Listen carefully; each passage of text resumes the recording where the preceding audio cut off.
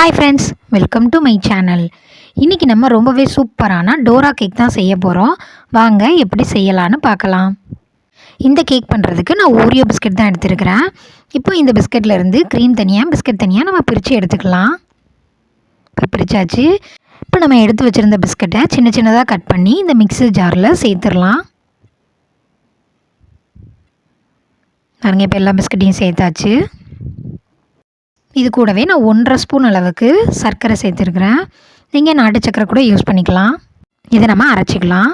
இப்போ அரைச்ச பிஸ்கட்டில் ஒரு 1/4 டம்ளர் அளவுக்கு காய்ச்சி ஆற வச்சின பால் தான் சேர்த்துருக்குறேன். பால் சேர்த்துட்டு நல்லா அரைச்சி எடுத்துக்கோங்க.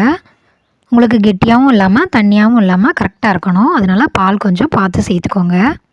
இப்போ இது ஒரு பக்கம் இருக்கட்டும். நம்ம எடுத்து வச்சிருந்த க்ரீமில் ஒரு 1/4 ஸ்பூன் அளவுக்கு சர்க்கரை சேர்த்துருக்குறேன். ஒரு 2 ஸ்பூன் அளவுக்கு பால் சேர்த்து இந்த க்ரீம் எல்லாம் அந்த பாலோட நல்லா மிக்ஸ் ஆகிற அளவுக்கு நம்ம மிக்ஸ் பண்ணி விட்டுக்கலாம். இப்போ நம்ம அரைச்சி வச்சுருந்த பிஸ்கட்டில் ஒரு 1/4 டீஸ்பூன் அளவுக்கு பேக்கிங் சோடா சேர்த்துருக்குறேன். சேர்த்துட்டு நல்லா மிக்ஸ் பண்ணி விட்டுக்கோங்க. உங்களுக்கு கெட்டியாக இருக்கிற மாதிரி இருந்துச்சுன்னா இந்த டைமில் கூட நீங்கள் கொஞ்சம் பால் ஆட் பண்ணிக்கலாம்.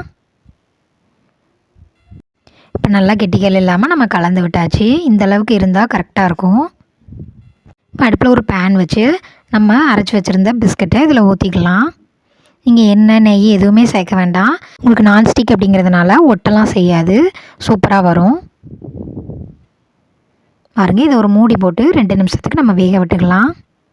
இப்போ 2 நிமிஷம் கழித்து ஒரு சைடில் நல்லா வெந்திருக்கு. இதை திருப்பி போட்டு இன்னொரு 2 நிமிஷத்துக்கு நல்லா வேக விட்டுக்கலாம். இப்போ திருப்பி போட்டாச்சு. மறுபடியும் நம்ம மூடி வச்சு 2 நிமிஷம் வச்சுக்கலாம். 2 நிமிஷம் கழித்து ஓப்பன் பண்ணிங்கன்னா சூப்பராக வெந்துட்டு நம்ம எடுத்துடலாம். இப்போ நம்ம ரெடி பண்ணி வச்சுருந்த கேக்கில் நம்ம மிக்ஸ் பண்ணி வச்சுருந்த க்ரீமை அப்ளை பண்ணிக்கலாம். 2 கேக்லேயும் பண்ணிவிட்டு இந்த மாதிரி வச்சுருங்க. நான் செஞ்ச இந்த ஓரியோ டோரா கேக்கை நீங்களும் வீட்டில் ட்ரை பண்ணி பார்த்துட்டு எப்படி இருந்துச்சுன்னு எனக்கு கமெண்டில் சொல்லுங்கள். தேங்க்யூ.